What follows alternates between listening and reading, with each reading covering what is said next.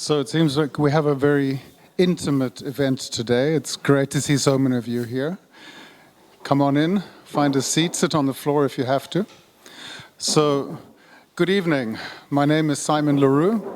I'm a project researcher. I'm actually a project expert, I guess, nowadays, at the Ministry of the Environment in our wood building program. We've been promoting the use of wood in construction in Finland already for many years. And as part of our program, we have this lecture series, which we've been arranged together in collaboration with Aalto University and the Museum of Architecture. So this is already, I think, the third event that we've had so far.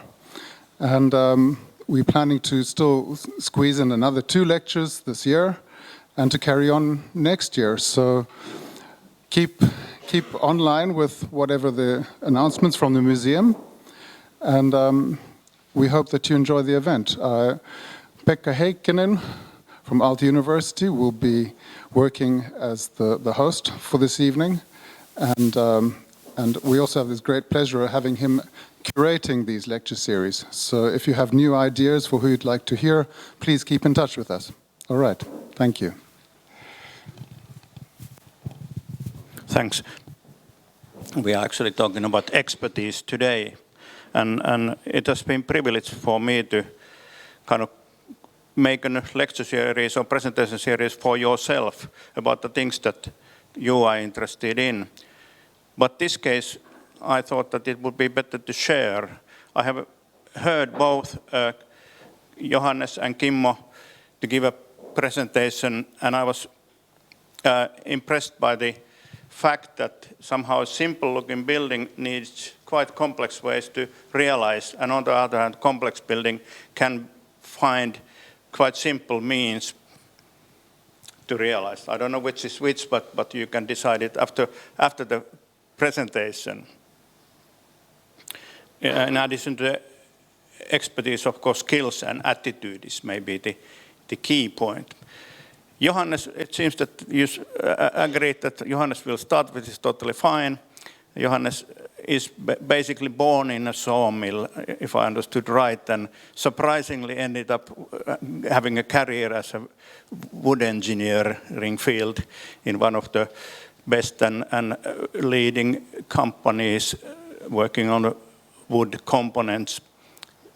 VHAG paid ad. I have known Kimmo for years, but I never asked whether you've been born in sawmill, and maybe it doesn't matter, but I have known Kimmo, of course, as an architect with plenty of interesting buildings, and as well a colleague in Aalto University as a professor in building technology. But maybe you'll tell more about that, and please, I guess it's open for questions in the middle and at the end, hopefully. But let's see. Welcome Johannes to Helsinki for the first time.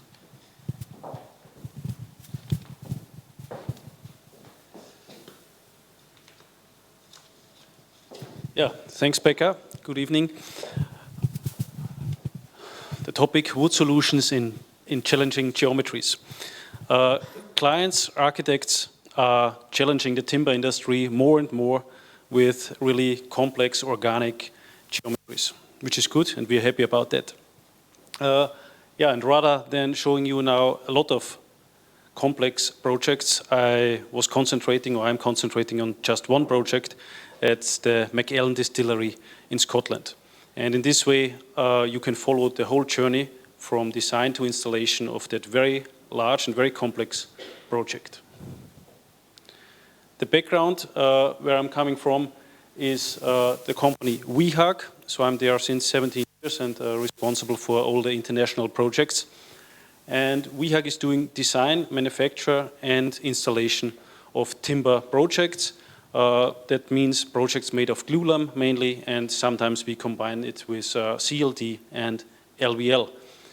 Our headquarters is in Austria, and the factory is in Austria, and then we have offices in London, in Stuttgart, and in Bilbao. But the projects can be worldwide.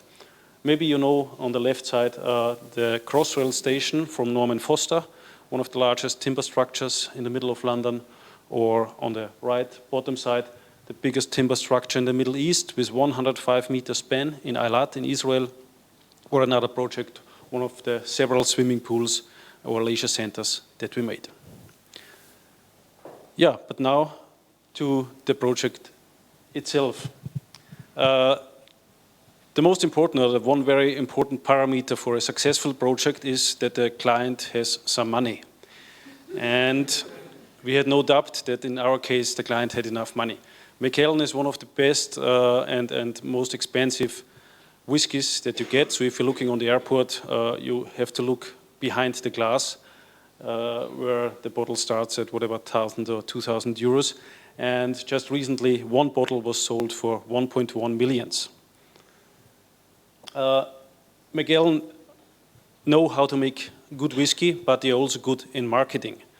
So that's the reason why James Bond is also drinking Macallan. When they realized that they have to make a new factory because of the increasing demand, they knew it must be something special. It must be not just a roof over the factory, you have to combine it with a visitor center, and it must be the most spectacular and greatest thing in whiskey, in the whiskey world. So it must be the best whiskey facility worldwide. That means they made a competition for architects, so all the big names were there, and finally the competition won this man, Graham Sturck, from Richard Rogers, Sturck, Harbour and Partners. The architect joined with Arups, one of the leading engineers. They found a local main contractor, and then this team made a quick beauty contest to see who can do the timber. They put just 3 companies on the list, and then it was quite quick, quite clear that only VHAG could deliver it and could fulfill the high quality demands from the architect or from the client, because they said the building has to reflect simply the high quality of the whiskey. It must be the best. For the whiskey friends of you, it's in Speyside, so the whiskey region is Speyside, but it's in our northwest of Aberdeen in a small village called Craigellachie. Now to the project. A whiskey distillery has a mesh house, still houses, and then the visitor center. And this is leading to 5, let's say, regions within the building. And the architect decided to have 5 hills over that region, which makes sense because the still houses and the mesh towns are simply a bit higher. And within the visitor center, you want to have a bit more room. Further, you have a service route or a service road on the left-hand side where the stuff is going in and out, and a tank farm. So the whole building is very large, 200 by 63 meter roughly, so almost 14,000 square meters. You see here some sections, so you see it's really hilly and complex, because it should reflect a bit the hilly region in Scotland. Beside it is very complex, the architect and the engineer tried to get some repetition. So they said, okay, at least 4 hills should be the same, and 1 hill is a bit higher, and then the regions around. But for the engineers of you, you know, even that doesn't mean that the 4 hills are the same, because on the on the right-hand side, you have different loads, and also between the higher hill and the smaller hill, you have different load and different snow drifts. So in reality, they are not the same. So it's very complex, and each element is a bit different from the other. So we are on board of this project, and we started with the design phase, and the whole design phase was within that triangle. Working with world-class celebrity architects means they have strong demands, and they do not allow any compromise. So if they want to have the shadow gap like that or the size like that, you have to make it like that. On the other hand, you have to ensure that the building is strong enough, that you have the structural strength for it, and then you have some further issues like building physics, because on a large-scale project like that, you have different regions. Some elements are outside, some are inside, some are drier, some not. So in this triangle, we worked then for half a year to develop together a workable, and yeah, great solution. The structure itself is, yeah, looks like that. You have a steel structure on the bottom. So this is the main support for the roof, and then we put a waffle structure made of timber over this steel structure. That waffle structure is roughly 3 by 3 meter. And so if you look on plan, it must be exactly 3 by 3 meter, but obviously it's very, very hilly. The maximum span of 27 meter is not very long for us, so that was not the big challenge, but yeah, it's still a free span. When you put that into your software, you realize that you have very different members. So you have members which are under tension, other members more on bending, other on compression. So it turned out that there are always 2 pairs of beams with really high forces and others not. But the architect wanted to have the same sizes for everything. So we had to decide how can we make that. We cannot make everything as big as the highest beam is required. That would be simply too bulky, it doesn't look good. But we decided to make some hybrid beams. So a few beams have some steel blades inside, and we made high beams and low beams. I will explain that later. We built not only that waffle grid, we built also the roof deck onto it. And so within the depth of that roof deck, we could gamble a bit with the height of the beams. On the left-hand side, you see we have a high beam, which is going up to the top of the roof deck, and the low beam stops underneath. So with that, you have different strengths, and you can use that. And then a few beams really required a steel core. Obviously, that was not the first intention, but with that strong requirement and the consistent requirement from the architect, we had to choose that some of the beams have that steel core. Yeah, complex projects require parametric design. That was clear from the first minute when we have seen that project, and we have done already several projects with parametric design. As you see, that's the grasshopper snake line diagram. You need really some freaks and almost nerds. And fortunately, we have some in the company who are able to do and to work with that. You don't start with a line, you start with an Excel sheet, you start with that snake lines, and then suddenly you have the structure here. It's very important because there are always changes on these large-scale projects, and you cannot redraw it all the time. But with the parametric system, the changing and this design development is simply quicker, and it's the only way how it works. A very important requirement from the architect was also that the vertical depth of the beam is always the same, but every beam has a different angle. So we had to program the parametric design with that requirement. And even if it's a hilly project, Graham Sturck said, I want to have it facetted. It should not look completely like a natural hill. It should be still look like man-made. Somebody should realize, okay, it is still something built in architecture, not a real natural hill. So we had a kink every 3 meters. For those of you who know how glulam is produced, you know glulam is very easy to bend. There's almost no difference if I make a straight beam or a curved beam. So curving beams is very easy in making glulam.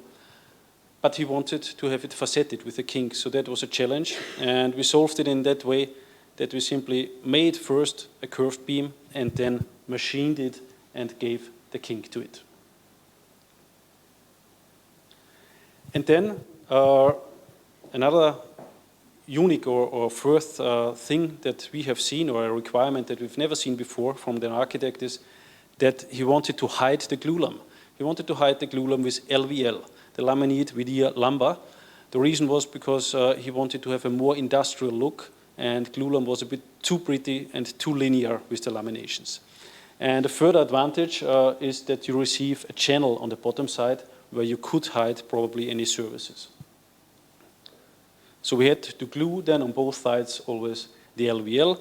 The advantage of this is also that you have then the same appearance of the roof deck. So the roof decks are also made of LVL, so you have the same appearance. and that geometry, where all the nodes are crossing together, coming together, was the biggest challenge, I would say, that you have always the same depth, you have your double bevel, and so we made a lot of these small models and also big ones, and it took a while to develop the right solution. So you see here we built also one in real scale, lifted it in our shop floor that you see, okay, how does it look in real distance, and to make simply the client and the architect happy, you see we have done different types to find the right solution then. You see here again how it looks, the LVL panels on both sides and the glulam core in the middle. You see you have on the top the double bevel, and on the bottom side you have a double bevel, because where the four members are crossing, you have really a complex geometry and everything have to fit. I explained that the architect wanted to have LVL rather than glulam, and so you see here the difference. Glulam is made of sawn timber, planed, and then you have your laminations with roughly 40 mil, and LVL is made of veneers, which is more like a surface, and it looks more industrial. So that's then a picture from the finished product project, where you see the complexity and the geometry, how all fits together. Yeah, that means the design was now finished. We knew the geometry. We have done the strengths or the check of the structural strength of the elements, and now we have to see also how the connections are working. We have different beams in that project. The regular beam is like that, so a glulam core and LVL on both sides. Then they discussed hybrid beam. Another type is a fully weathered beam, because in one area where the trucks are going in and out, they couldn't have a closed hall. They wanted to have, of course, all the emissions of the trucks that they go out quite quickly. And so one area was completely open, just with a steel mesh on top of it. That means timber gets wet, gets permanently wet. It's every day raining in Scotland, so we had to make some measures. And the measure was that we put again LVL onto it, but with a void to get ventilation, and the LVL itself was pressure impregnated. So that should last for 25, 30, 50 years. And if they are really destroyed, then you can change that panels quite quickly. But the structural element is always dry, and is a simple spruce glulam member. Obviously, you have also some gable beams or end beams, and they are also weathered. That means here we do something similar. You have an LVL panel which is pressure impregnated, and a bit of a gap or insulation behind. Roughly 3 meters, or exactly 3 meters inside from the edge of the building, you have then the glazed facade, and the facade needs a proper connection to the timber. That means the vapor control layer need to be continuous, and so we had here again a different type of beam where the vapor control layer was built into the beam. Then the nodes, so that means the connections to the timber. You see the timber should be really central with the steel tubes. That was on one hand quite easy because of that LVL cheeks, because we could hide the connections quite easy. On the other hand, you have to bring also the forces into it, so it's not so easy in all the times. In this picture you see a pinned connection. So you see just one bolt, and it's a typical pinned articulated connection. So that's the easy one. But we need also some moment rigid ones where you need bigger steel plates and more bolts to connect it. The reason for that moment rigid connections was simply to reduce the deflections on the longest span.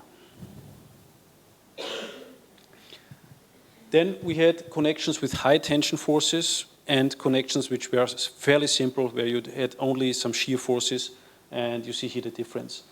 So on the left-hand side, where you could transfer really high tension forces, and then simple shear connectors. We use the shear connector, which is developed by VHAG. So you simply hang it in, and it's ready. You see then a detail or a view of just one bay, 3 by 3 meter. You see the different connections. You see the shadow gaps. And you see also a smoke detector. So we had to ensure also that on some lines, that smoke detector line can run through the beams. So we had to design that already, cut out a small hole for that pipes. So the design was finished, and now really the production starts. We pushed the button and produced our glulam, started the CNC machinery to give the beams the right shape. Then we glued and screwed on the LVL panels, and here you see one of the advantages of that LVL panels. You could make the connection itself fairly industrial. Nobody cares about it because you don't see it. If that would be exposed, we would have to make some prettier connections, but they are anyway hidden by that panels. So they are screwed and glued. Sometimes, if you know LVL, there are some are named Q, some are named S, so that is describing the direction of the different panels.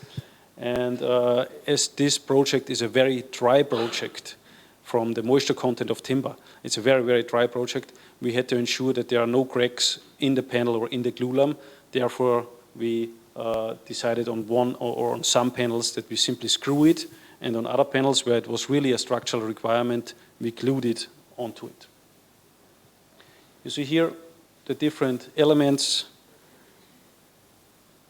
You see also the barcode system, so every element has a barcode sticker, otherwise you get simply crazy and you don't find your elements.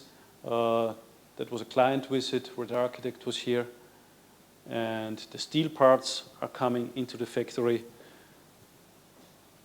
and should be pre-installed. The different LVL panels, the LVL panel came to us in the factory in a big format, and then we cut them to small sizes and to the exact sizes. And then, suddenly if you go down to the shop floor, you're really wondering if everybody knows what we are doing here. But it really worked, and with that barcode system, every element was in the right place and in the right truck, and then at the right time on site. So that was maybe one of the biggest challenges, the whole logistic, because most of the elements were different. As a summary of the different elements of the waffle structure, you see here that there are almost 1,800 beams, and these beams, as you have seen, have been composite beams. That means each beam consists of 7 to 40 different single elements. The roof deck onto it, with the 40,000 square meters, consisted of roughly 2,500 single elements, mainly triangles, because otherwise you can't achieve the geometry. Only a small area which was a bit more flat was good enough where we could use rectangular panels, but the majority of the panels have been triangular. And these roof decks have to be also produced. You see here one of the roof decks. You see it's completely empty.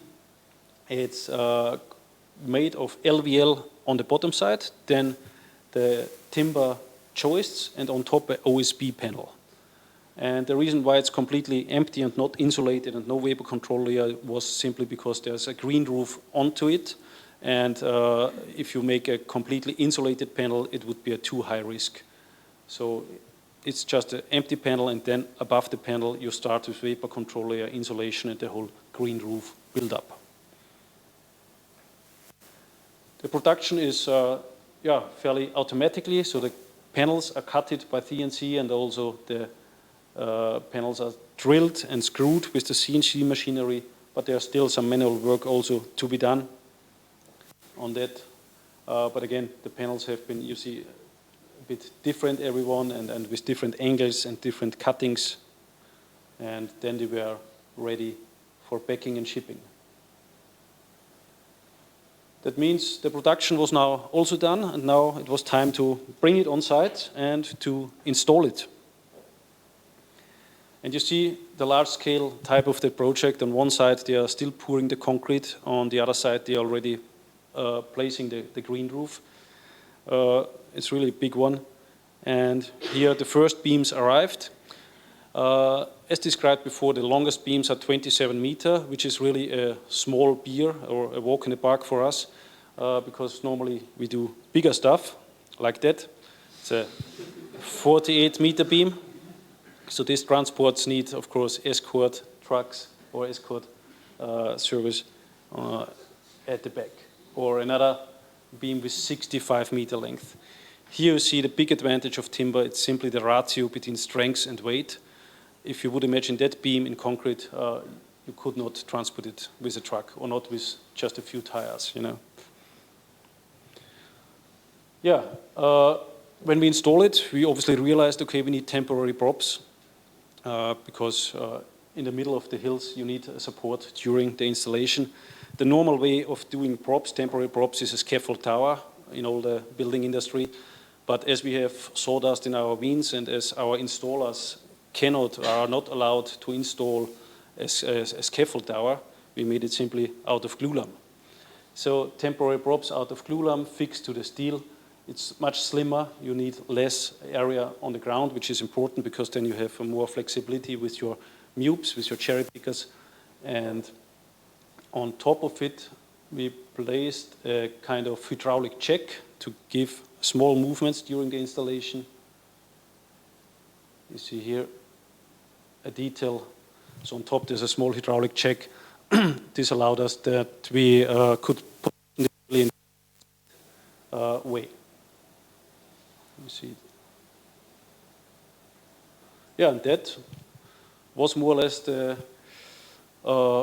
method for the next 25 weeks.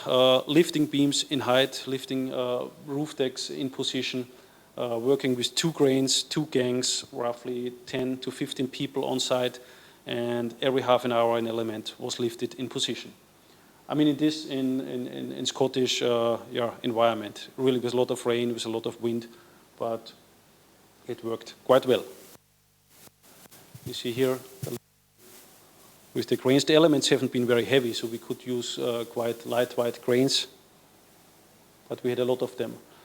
Normally we use, like here, kind of lifting eyes that we don't need any belts because the belts are, again, destroying the timber. So with that lifting eyes, we could really guarantee some pictures of the installation. A humidity check, so we checked timber has still the right humidity. We are producing the timber with roughly 10 to 12% humidity, but then during the installation the humidity goes up because it's simply outside. Even if it's not getting wet from rain, it's getting up to whatever, if it's very long outside, up to 60–70%. And then in the use, so when the timber or the whole project is watertight and climatized and heated, it goes down, in this case, up to 5 or 6%, because the still houses are heating 365 days, and so it's really a very dry environment, and we had to consider that in all the connections to avoid any cracks. Another few pics of the installation, working in mupes. So there have been some sunny days also, you see. Then the roof decks arrived, and we place the roof decks.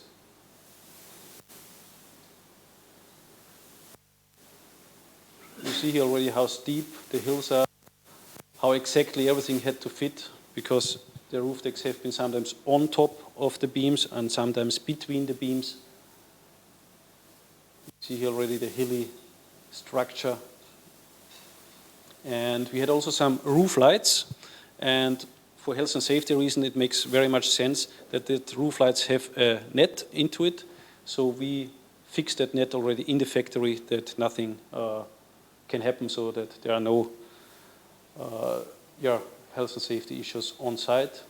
You see how steep the thing is, so you see also the safety rope people are working. So fortunately we are Austrians, so we're used to go on mountains. And it's not an accident, it was just a kind of a safety check, a trainee with that system, so everything is fine. You see here the tapes. So all the joints are taped with that, just black tape in order to get it watertight for, let's say, 2-3 weeks. And then anyway, the other scope, the other company is coming and put the vapor control layer onto it, and then it's 100% watertight. If you look from underneath to above, you see how accurate we all have to build and to produce. Thanks to the CNC machinery, we have really plus minus 1 millimeter. Obviously, you have some tolerances on the installation, but yeah, we didn't build in any tolerances, any shims or something like that. We simply have to build very accurate to make this kind of buildings. Oh, sorry. You see here the screwing of the panels. Very important was that the panels do not act as a diaphragm, because if they would work as a diaphragm, you get very high forces into it, so we had to release them sometimes. So not every edge is really screwed, or some screws are simply released with big holes. And there is a displacement, of course. Every project, every building has deflections or displacements. And so we had to define that very clear, because the vapor control layer, or the first layer on the timber structure, had to allow for deflections. So they had to build in some gaps where the vapor control layer doesn't break then afterwards. So there was a really a very defined concept about the displacement. And you see here then how the first layer is put on, and where they had additional measures for the displacement. As an installation of the summary, 133 trucks, every 30 minutes a lift. That means also every 30 minutes an element has to leave the factory. We worked with 2 cranes and 2 gangs, and that for half a year roughly.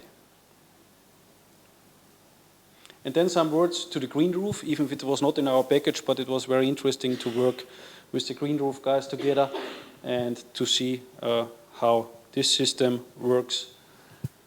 The architect tried to replicate that timber grid, that waffle structure, 3 by 3 meter. He tried to reflect also on the green roof. Therefore, the drainage channels have been also every 3 meter. And even if it rains every day in Scotland, he insisted on a watering system in Scotland.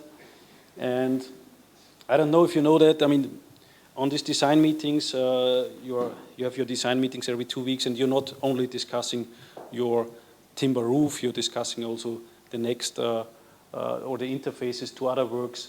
And so we discussed also a lot of the maintenance of the green roof. And the first idea was that one, sheeps.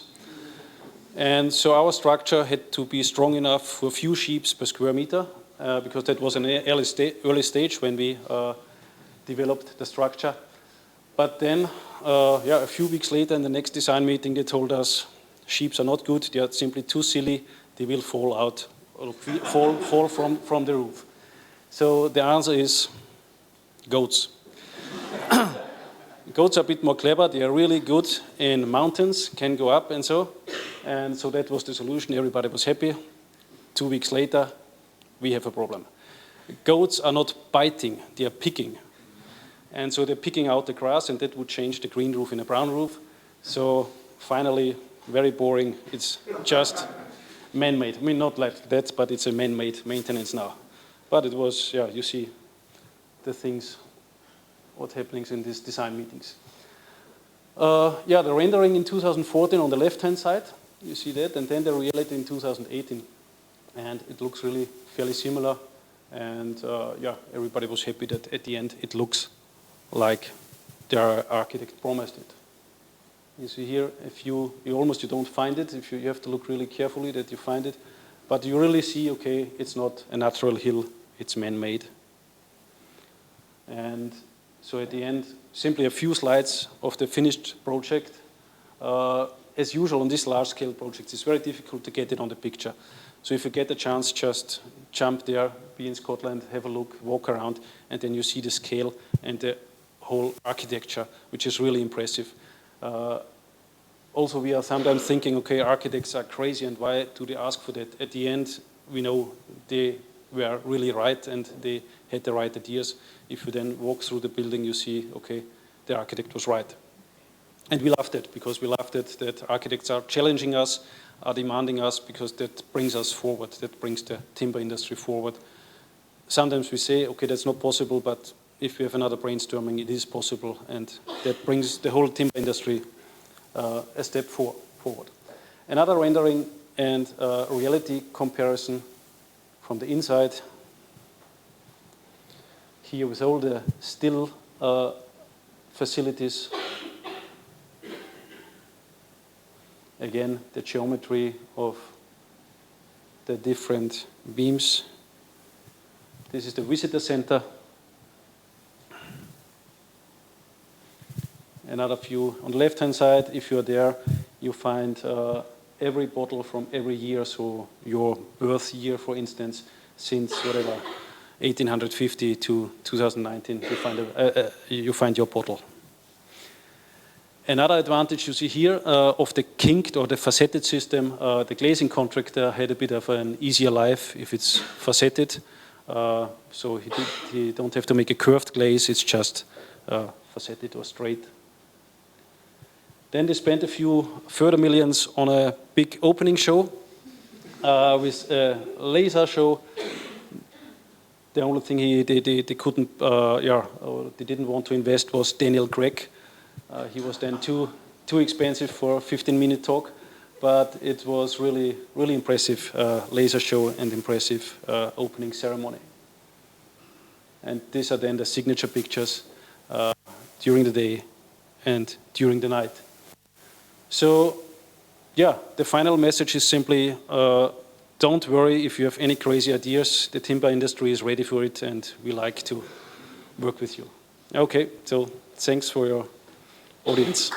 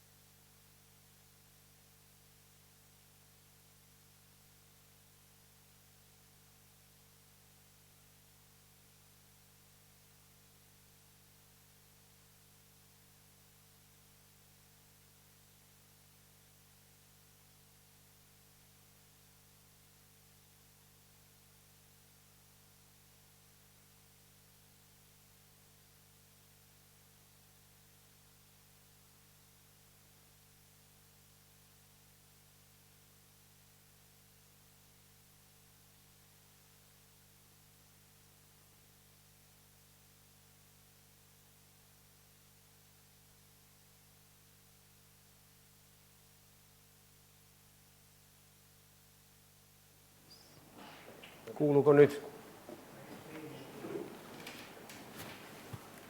Is it working?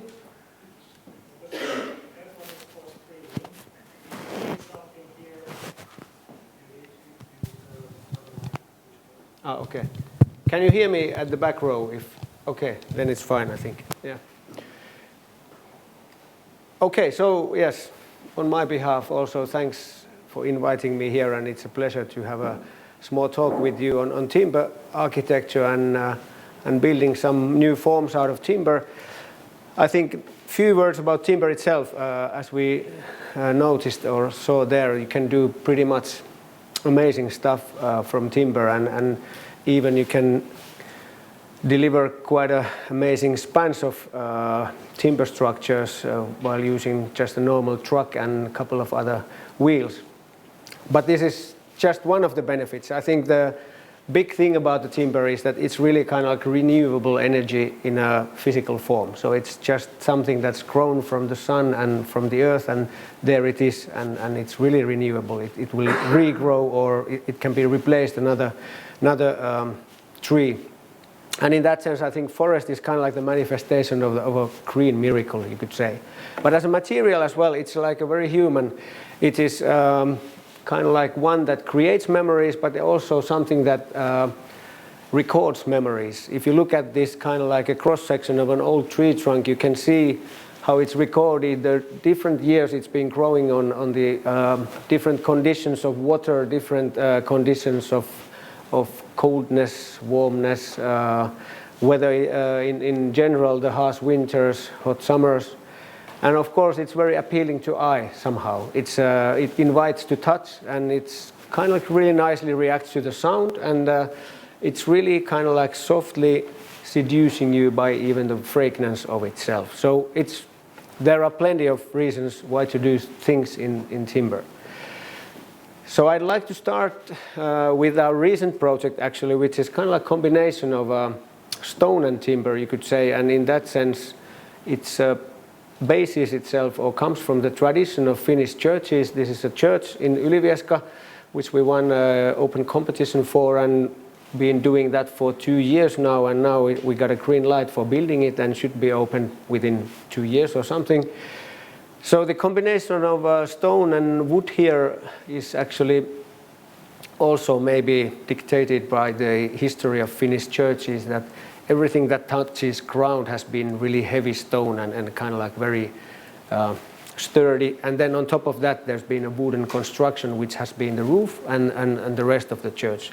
But also in the new forms, of course, I mean, if you come from the traditional things, then the form has been there already. But I think, and I dare to say that the new thing in here is that actually, because it has also the spaces of a parish center in it. So what our strategy was to kind of like make this 3 houses put together so that it's a one single building mass.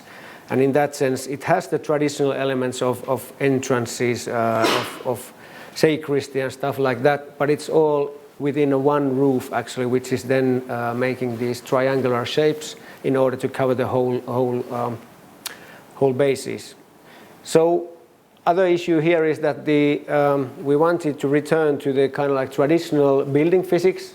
So it means that we build solid. So everything is single layered, whether it's stone, I mean, then it's brick, of course, here. But then the timber, it's also single solid timber construction, mainly out of CLT, cross-laminated timber. And this is kind of like to give the endurance for several hundred years, and also kind of predictability of how the building physics really work there. But of course, architecturally, it's really inspiring that you kind of like go back to the times where you can make just a very kind of like embracing mass, and then you can dig out some places for people to be in there. And of course, structurally, that means that it leaves it pretty much open unless you just take care of the kind of like outer surface and inner surface of the spaces. Everything behind or within the mass, as long as it is solid, is quite free of design. But then, as you see it inside, can that be challenging, or can that be kind of like complex? I think it can in thinking of it, because then if we think how it's normally done in here, which it will probably be realized by, and I have a comparison of kind of a bit more further engineered ideas, how it could be also, just to give you a jump start for the future windows. So this is how it looks. So we have a kind of like almost a meter thick brick wall next to the ground or the earth. On top of that, there is actually not continuous concrete beam, but a beam of concrete or column, actually, which is always meeting the girders of the timber construction. They are about 6 meters of a span next to each other. The span of the church itself is about 30 meters in width, and then the height is about 24 meters. So in Finland, that's a large-scale building out of timber. But there you can see that on the roof structure, there are no additional insulations used, only the CLT, massive CLT elements next to the waterproofing, and then of course you have ventilation, and then you have a brick roofing as a kind of like a thing that you see there and takes most of the water out. And this is the first time in Finland that the kind of CLT plates are used as a one unified plate in order to strengthen the structure and also taking the loads and taking care of the stability.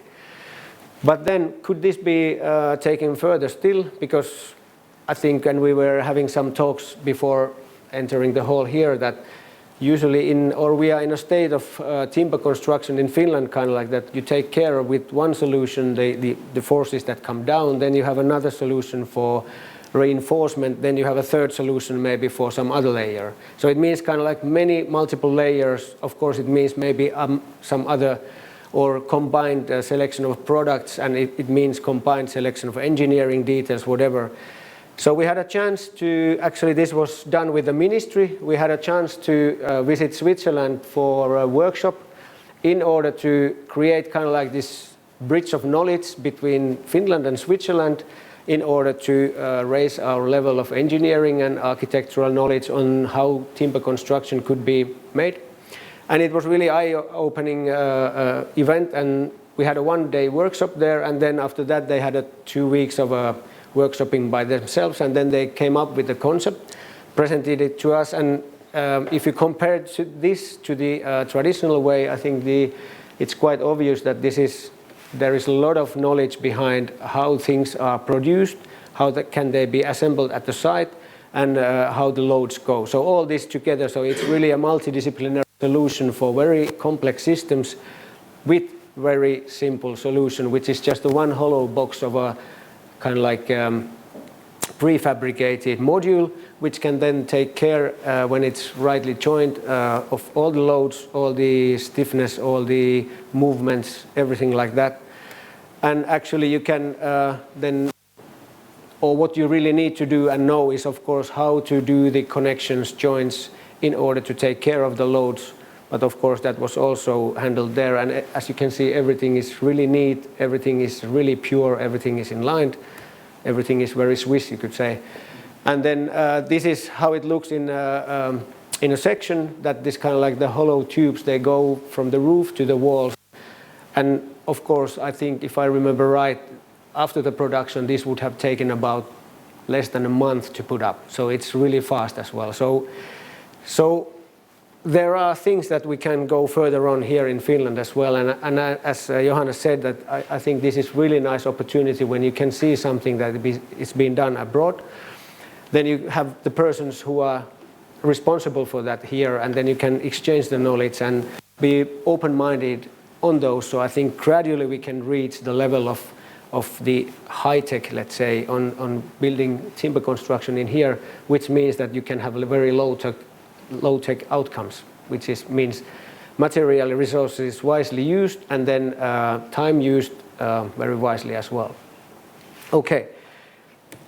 Then our architectural firm, we actually started with the Olympic Stadium canopy, and I wanted to show this because this is a very complex geometry, but it was done after all, I mean, after a very complex process and a very quite fast process actually, in a very simple form and outcome, you could say. So this was a competition as well, and then we thought about different options and went along with this kind of like form that is very flat on top, and then it has a kind of like this undulating surface, so that always meets the corners or the edges on about being 40 centimeters high. So it's always the shape of the thing is always the same from the edges. And probably one of the key issues here was that why we won the competition was not the form itself, but also that we cladded it with wood, and timber has been actually always part of the heritage in Olympic Stadium when it has gone some exchanges at the site. So when it has been enlarged or there has been temporary stands or whatever, timber has been always part there. So there was kind of like the historical connection, even the benches were timber. So what it meant actually, then of course the structure here, as we saw in the distillery as well, the main structure here was actually a steel structure, because the spans and the possibilities of anchoring it to the existing structures with timber, we couldn't succeed with that. But timber is the thing that you see, and this taking care of the cladding of the shape itself. So we went to the wind tunnel test, of course, in order to find out the right geometry, to investigate the effect of the geometry, to know the forces, structure, and then of course it comes to the details. But then we did a lot of one-to-one, let's say, study cases, because it needed to be prefabricated, because we knew the construction time was pretty fast. Everything we wanted integrated, so all the installations that you need there, it's a technical thing anyways, the canopy in the stadium, whether it's lighting, loudspeakers, stuff like that. We wanted that to be integrated, and this shows you our tryouts and kind of like ideas how to integrate it so that it's kind of like continuous surface without any interruption of these technical things. Then scale is always important, so we were thinking how to do this kind of like a big scale surface out of timber, and then in order to get certain quality, and then we realized that it's possible actually with the industry, so that you can use the worst possible quality of a timber if you then just cut it into small pieces enough, so you get rid of the branches and bad placing parts and stuff like that. And then you use the finger joints, and what you create actually is as hard wood or a structurally tensile wood as the timber itself. But then we also layered this in 3 layers in order to keep some sustainability against the moisture, so it doesn't twist there. So this was kind of like our first attempt to do this future craftsmanship, which was our idea too, that you have the quality of the craftsmanship, but it's industrially produced. And of course, then you have to take care of the width of the prefabricated stuff. And here I think they were 12 meters, 12.8 meters long, about 1.2 to 2.4 meters of a kind of like pieces. And then while they were put to the place, actually it's kind of like you would use some canvas or something. It's so, even though it's very heavy and it's very materialized, it's actually very flexible at the side during or because of the dimensions. So we were able to create this unified surface which met the challenges of geometry, and this was prefabricated. So now we are back at the crime scene actually. We are just finishing the project, or it should be finished, the refurbishment of the Olympic Stadium next summer. As extended, as you can see, actually it has extended in many directions. It has extended to the curved parts of the stands, but it also has extended on top of itself in order to get a longer spans of the columns, so that we won't disturb the spectators. And then you can see the effect that in the original one, in the eastern part, there were seven columns, and now actually we can do 5 here at the south and 6 on the north, which means that longest spans are about 36 meters. But then, of course, the structure is not the issue here, because it's again a steel structure for the same reasons, continuation of the old one. But the cladding is then, and here we then studied the same issues that I showed you earlier on, but now because of the scale, because of the geometry changes, geometry is changing also so that it gets narrower when it goes to the end in width as well. So that meant actually that many of those lines which are continuous, they started to end, and how to deal with that. So of course one issue is, where do you start? So we decided that you always have to start in front, because that's the thing that you can actually conceive, and you can see that those lines, if they are not working very well or they are ending next to the edge, then they are visible. So then the black cut in between there, which is taking care of all the installations, that was the place to hide the kind of like non-continuous strips. And then again we have another starting line in the back of that strip, and then it goes to the back of the stadium itself, where you can end it how you want, because it's kind of like the geometry there is changing anyways. But then the other issue was, that was one thing. Then the other issue was that should it be prefabricated or not? We had a lot of discussions and tryouts with the prefabrication, but because there were so many geometries changing within even one prefabricated plate, so it was decided that actually the unit that we use here is the 5.5 meters long strip of this wood, and that's it. But then there's another complexity here, which is actually that it has to take care of the fire issues.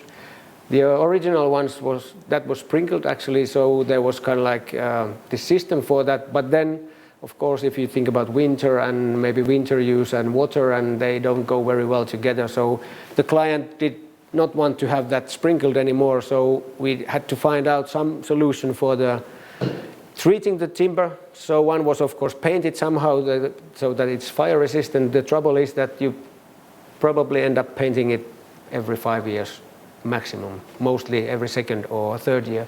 So what we found here was kind of like we had this innovation series of innovation meetings where the timber production people could come to us and talk with us.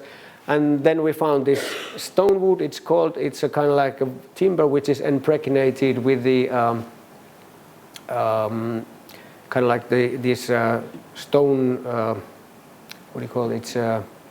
Well, the ingredients of stone itself, which are then staying in the cells of the timber very firmly, and that means that it will last there for 50 to 100 years and it won't burn. So, but it needed a lot of processing actually in order to come with that. And then actually I think now what we have redone there, I think we have achieved even a better solution, because it's really, when it's done at the place, you only have, let's say, 5 discontinuous lines, which takes, of course, the care of the movements of the moist and heat. So that kind of like that was a learning process for us, how to do this kind of like cladding in a very abstract expression, but still technically working and being cost effective enough to be realized actually. Then that kind of like study line has continued on. This kind of like cladding has been then exposed to the shipbuilding tradition. Then we have used it for the marking the kind of like a public building for the community in Maunula, and then it's been hovering on the visitor center of Fazer, so that has been used also for branding. But in all of these projects we've been able to use some of the knowledge or go further with that knowledge actually that we gained from the Olympic Stadium project. Then I will take you a bit more further on the project that actually has a really complex geometry and has a complex let's say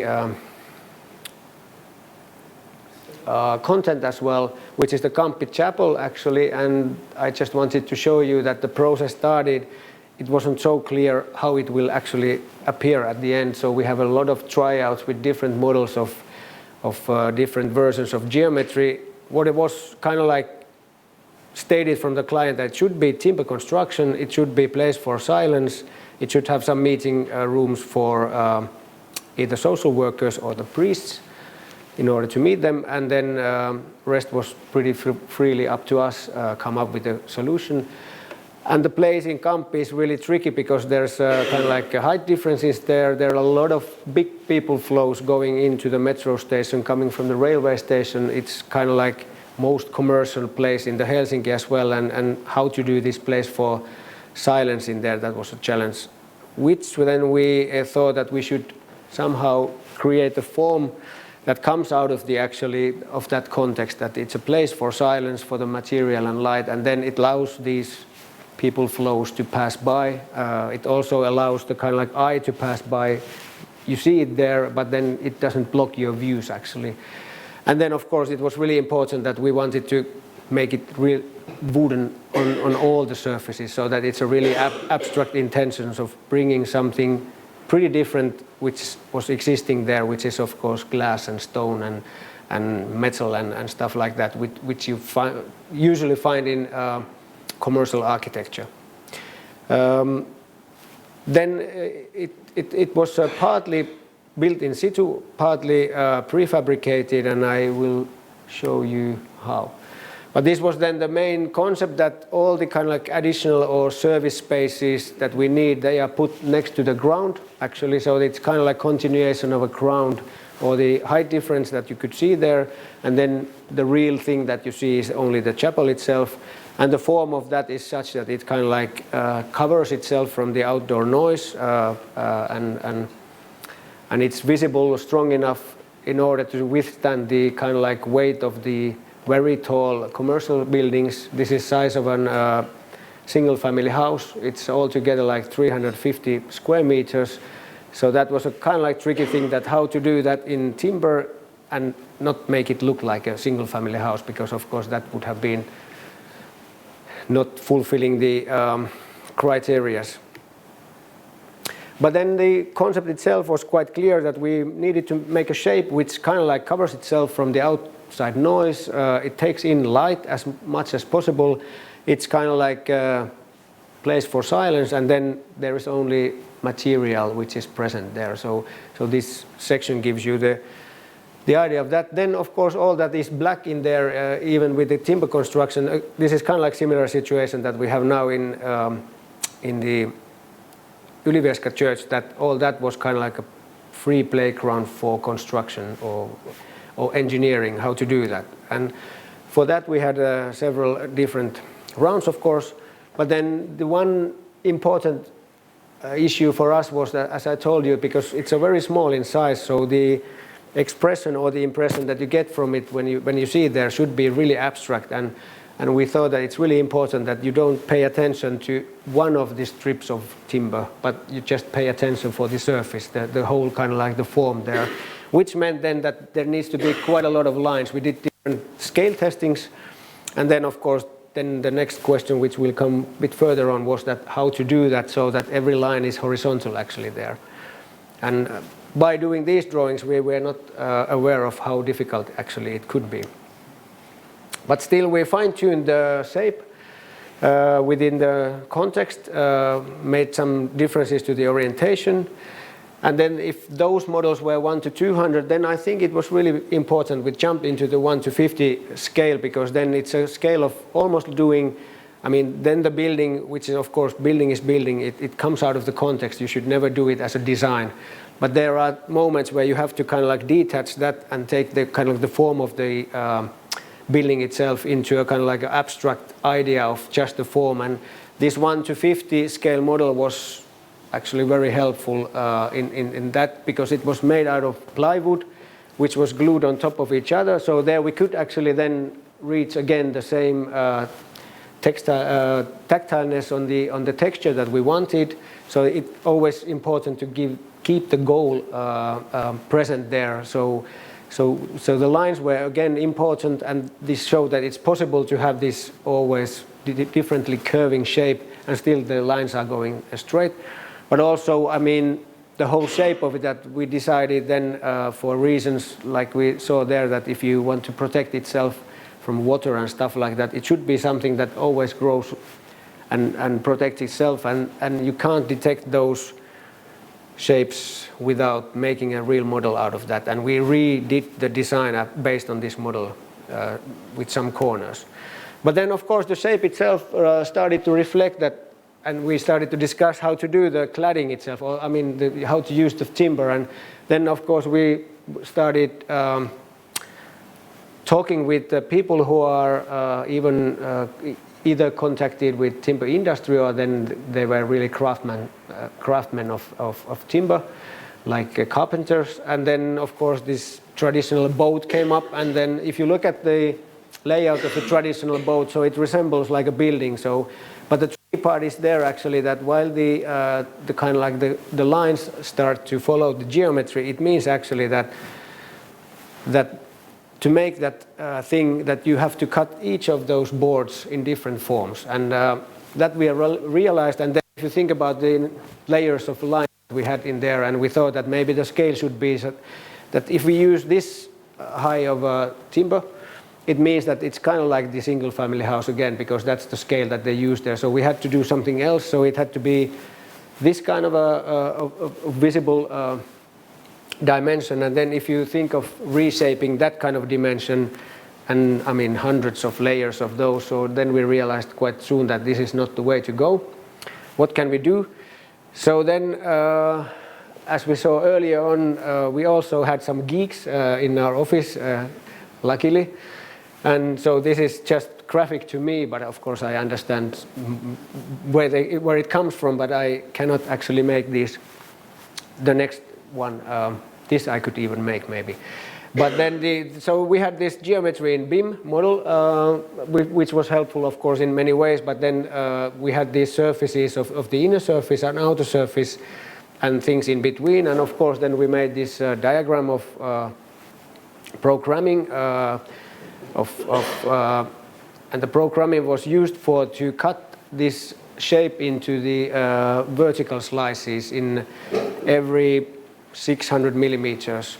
Because then we realized that if we don't want to reshape the horizontal lines, then we have to make the vertical lines individual in order to be able to use just standardized horizontal strips. So after that, this is kind of like a notation or the graphic that we got there. So the idea is that each of these vertical secondary structures, which are then just used for installing the cladding, they are different in their shapes, they are different in their radius, but also the kind of like the cutouts are different because of the directions they are facing.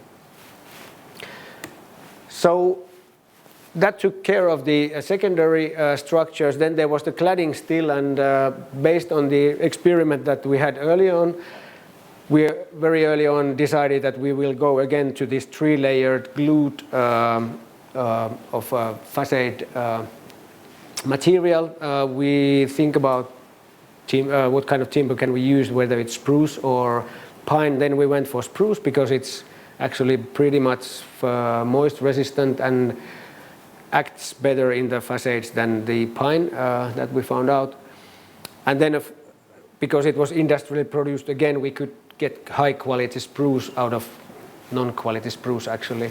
But then there was still this issue that how to kind of like somehow try to organize the cladding so that you don't have to spend half a day just thinking of how to do that and of what kind of like timber parts to use there. So we made again, by using the computer study cases, kind of like this, the redder it gets, the steeper the radius is. So kind of like these hotspots showed us the critical points of the geometry itself. And based on this, actually, we had about 10 different pre-bent shapes as a result. And then they went for the production, and then I think the critical points was the most steepest radiuses, of course, because then if you make them not facing that very well, because then you have to force them quite a lot at the construction site. That means that they may withhold for some time, but when they start to react to the moist and temperature differences, then they start to crack. So those were the critical ones. Then these are easier ones where you just can follow. But of course, that we had learned in the stadium project, that when you make them long enough, then it's almost like a wire, so you can pretty much bend them in each direction. Okay, so it was based on that. And then there was still left at how it should be actually that we make the cladding itself. Here you, by the way, see the section of the wall construction, and it's a multi-layered construction in here with a different section shape in because of the taking care of the noise. And that means that while you have a different width to that wall, it means that it takes out different wavelengths of a sound. So it really works pretty well for the outside noise. But of course, while you're in a chapel, you want to have a kind of like chapel kind of acoustics. So you really need a mass again in order to get your voice echoed back, get the feedback from your own voice. So that's why actually this massive common alder free-floating inner core actually placed in there, which is then the visible chapel itself. But then the outmost cladding behind of what, of course, is there's a kind of like the raincoat, which is very heavy raincoat used in kind of like weather exposed buildings that could have been left exposed, but of course for the architectural reasons. We wanted to use the cladding, and then we started with the traditional cladding where you have kind of like the water drops taking care of this kind of like a small slot in here. But then we made one-to-one mock-ups, which I will show you there, and we realized that they became too weak because the edge is then very vulnerable for somebody hitting. And then we created this shape of kind of like a twisted rectangular in order to take care of that water always drops in here and it's always ventilated, so that should give the best durability for the spruce cladding as possible. And then taking care of the fixing so that it's not exposed to the weather and of course exposed to the eye. And there you can see this was the idea of using this very small scale cladding in order to make the surface the thing, not the cladding itself or the parts of the cladding.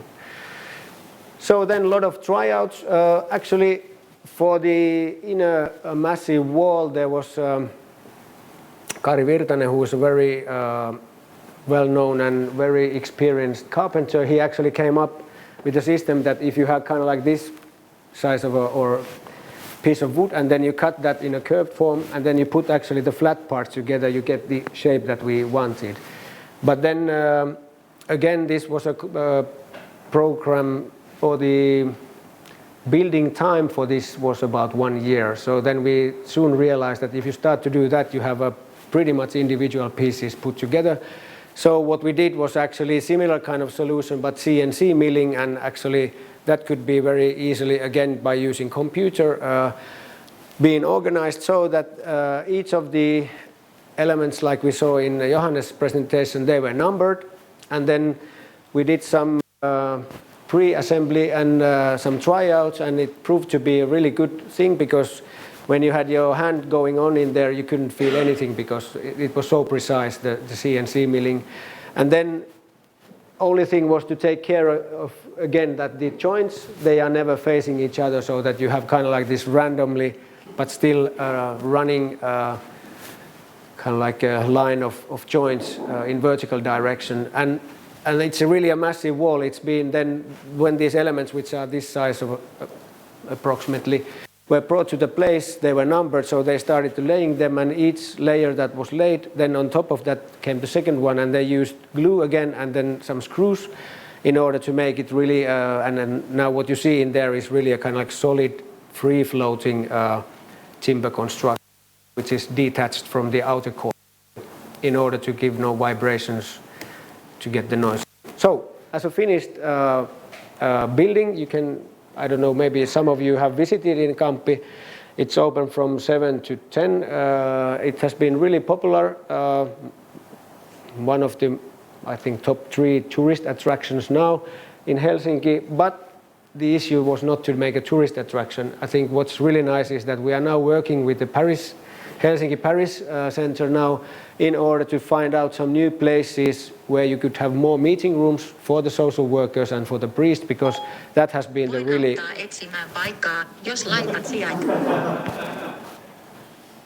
She was helping me. Thanks, Siri. Maybe she heard the word Kamppi or chapel or whatever. Anyways. So there you see it finished, and then as you see, all the kind of like the supportive spaces are put back to the black wall, which is kind of like extension of the old city wall, and then you have the chapel in there, and as you can see, the only thing that you really see is the surface and the shape, not the single parts of that. And then there was some experimentation done in here. Of course, the durability of this, because it's not paint which is covering the timber totally. As you can see, it's kind of like this. The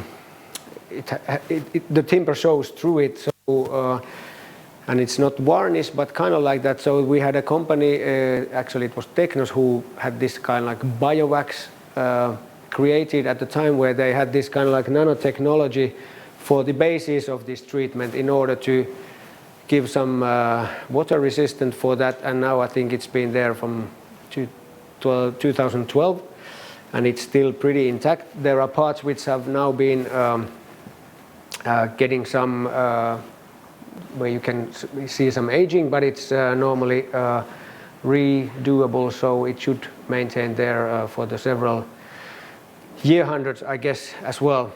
And here you can see also it was not only about taking the water drop down, but it was also to create this kind of like architectural intention of the lines, because then the thing that we created, when the edge is always coming on top of the other one a bit further on, so it actually creates quite sharp lines in the contrast of light.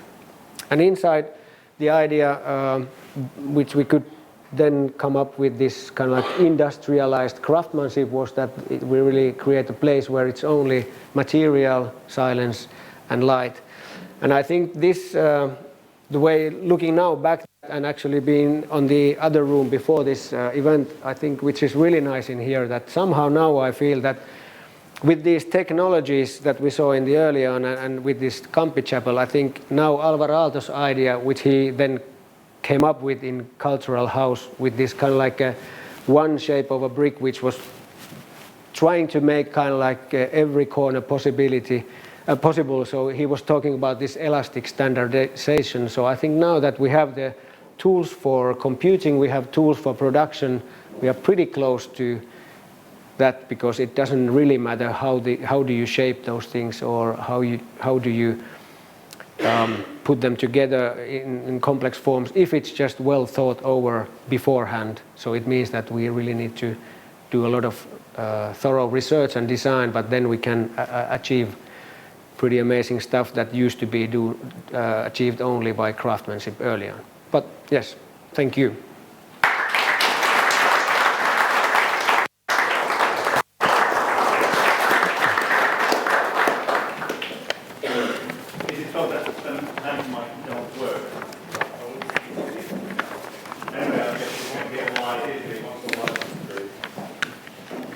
Thanks, Kimmo, for opening the curtain for the Olympic Stadium, because it's interesting. You drive past and you don't see anything, and it seems that there's plenty of things happening, and it seems that we can enjoy the building.